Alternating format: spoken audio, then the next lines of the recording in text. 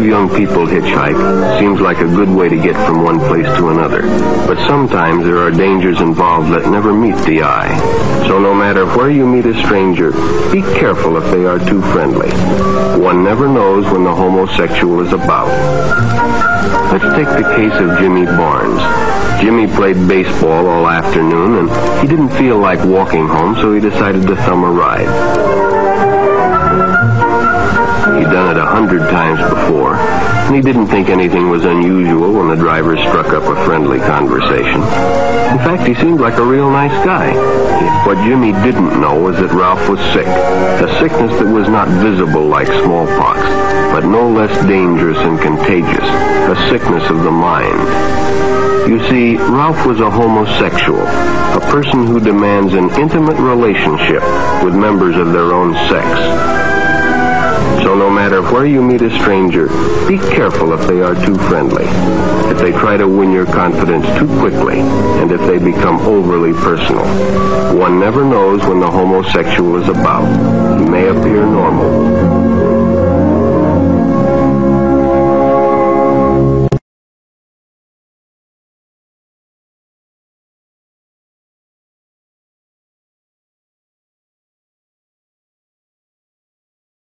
Thank you, Brian. A crucial vote in California over one school district's plan to require students starting in kindergarten to learn about gays, lesbians, and transgender people. The controversy plan is all part of the Alameda Unified School District's new curriculum to combat bullying. Griff Jenkins was there when the final decision happened. He joins us from San Francisco. Good morning to you, Griff.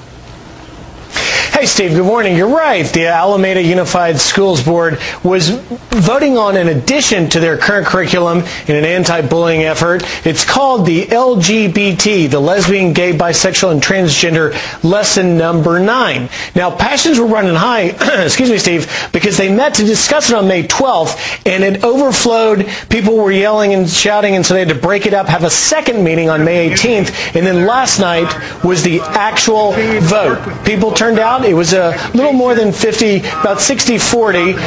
Opponents are the 60. Now, what are they upset about? They're upset about the things in the curriculum that introduce these gay and lesbian elements. And what specifically opponents say they're upset about is that it's not age appropriate for K through 5. Now, before the vote occurred, there are 5 members on the board. One person chosen to speak, Pastor Dion Evans, gave his word. Here's what he had to say.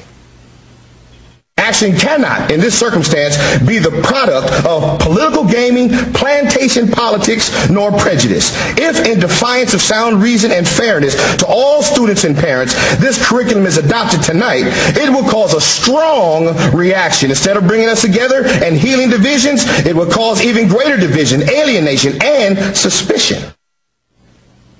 Steve, opponents say that they see this as an effort to advance the gay, lesbian, bisexual, and transgender lifestyle under the guise of an anti-bullying effort. Now, this all goes back to the California Safe Schools and Safe Student and Violence Prevention Act of 2000 that says that students cannot be discriminated against based on their gender identity, or sexual orientation.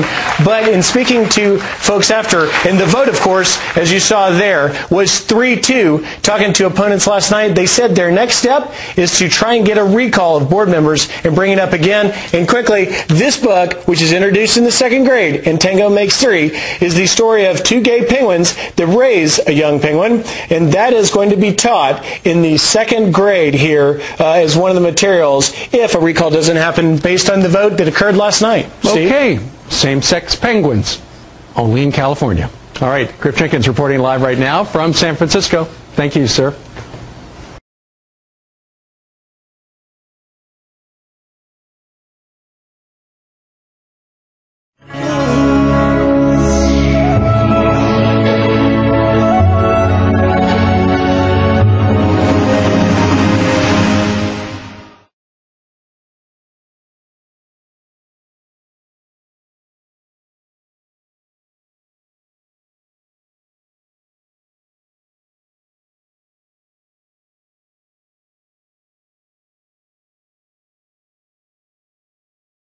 Good evening, and thank you for joining us. A Duke University employee is in jail without bond tonight, charged with sexually abusing a child. The FBI arrested Frank Lombard in an internet sting. Agents say he was trying to solicit another adult to have sex with his 5-year-old adopted son. WRL's Adam Owens is following this story from our newsroom. Adam?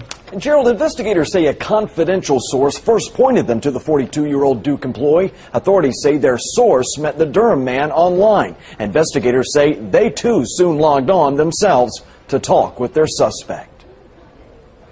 In court papers, investigators say their confidential source claimed to have witnessed Lombard on webcam, sexually molesting an African-American child who appeared to be under the age of 10. An undercover online operation then began. Authorities say Lombard sent nude pictures to an officer that matched Lombard's driver's license picture. In a chat online with an undercover officer, investigators say Lombard claims to have adopted the child, that he specifically chose an African-American boy, saying they were easier to adopt than white children. In court papers, investigators say Lombard told the online undercover officer business trips his live-in partner takes allow him the ability to molest the child as he did, that the abuse was easier when the child was too young to talk or know what was happening, and he had drugged the child with Benadryl during the molestation. Property records show a home on Indigo Creek Trail in Durham, owned by Lombard and another man. Investigators do not believe that other man was part of the suspected abuse. Ultimately, investigators say Lombard invited the undercover officer to Durham to perform sex acts on the child. When authorities arrived, they removed 2 children and placed them in protective custody. Giovanni Masucci is not connected to this case, but as a digital forensic investigator, he says he's seen cases like this one. In an interview by phone, he says they can be disturbing. You're seeing a lot of bad things. You're talking to bad predators. You're seeing bad photographs.